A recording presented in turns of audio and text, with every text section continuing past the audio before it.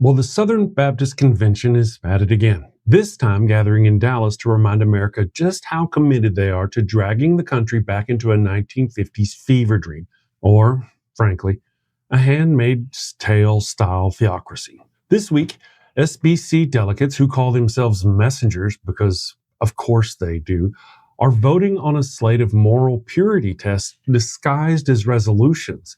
The targets?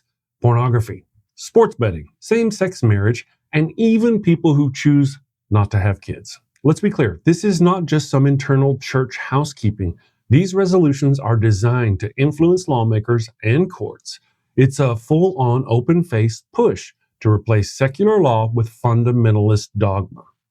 First up, they want to criminalize pornography, not regulate, not restrict, criminalize, as in use the power of the state to punish consenting adults for making or watching sexual content. This isn't about protecting children. This is about controlling behavior, controlling bodies, controlling you. Next, they're coming for sports betting, which they claim commodifies athletes and endangers the soul. Now look, I am no defender of gambling addiction or predatory corporate practices or none of that business. But the hypocrisy here is rich. These are the same folks who built megachurch empires off tithes, faith pledges, and shady real estate deals. But gambling? That's the real moral crisis. Then there's the demand to overturn same-sex marriage. Yes, in 2025, the Southern Baptists want the Supreme Court to reverse Obergefell versus Hodges and strip LGBTQ plus Americans from their right to marry. Why? Because in their words, it violates the truth of creation and natural law. That's not law, folks. That's religious dogma, and they want it legislated. And just when you think they couldn't go any further, surprise, now they're condemning willful childlessness. Yes, choosing not to have kids. They say that's morally wrong. They want policies to promote reproduction as some kind of sacred civic duty. That's right out of the Handmaid's Tale. The whole purpose of a handmaid is to be the womb for a married man and a married man and woman who can't have children. That's her whole purpose. It's the handmaid's civic duty and honor to God to give her body as a birth slave for someone else's offspring.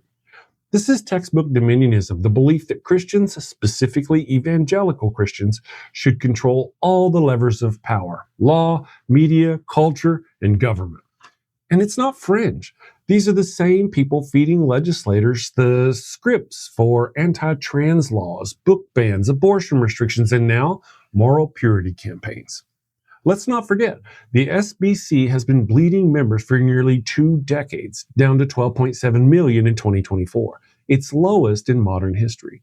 But don't let that fool you. This is not a dying movement. It's a radicalizing one. Smaller, angrier, more militant. The same thing we've seen with other fundamentalist movements around the world.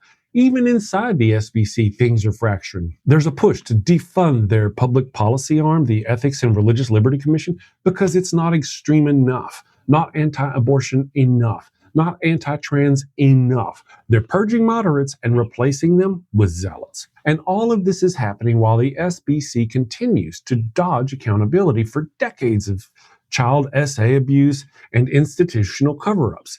If they spent half as much time addressing their own rot as they do legislating your bedroom, maybe we'd take their moral crusade a little more seriously. But here's the real danger. These aren't just church debates. These are resolutions. They are resolutions explicitly designed to shape policy. They're urging lawmakers and judges to codify conservative Christian theology into law. That's not religious freedom. That is religious control. And if you're wondering how that fits into the broader movement of Christian nationalism, this is it.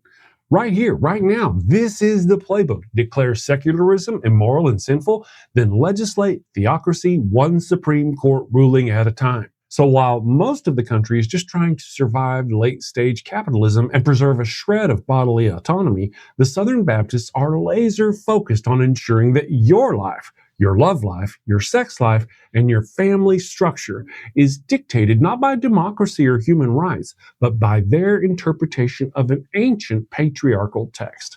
This is not just a culture war, it's a power grab. And it's time we stop pretending otherwise. I'm Chris Mallard with Theocracy Watch, and if we don't fight back now, we're going to wake up one day asking ourselves why our laws sound more like Leviticus than the Constitution. Remember the quote from the Handmaid's Tale, "Not fighting is how we got Gilead." Click over here to check out our Theocracy Watch playlist. Click down here to check out Ryan Koltastic. She's fantastic. And then click down here to check out my political channel, the Chris Mallard channel. Thank you, and take care.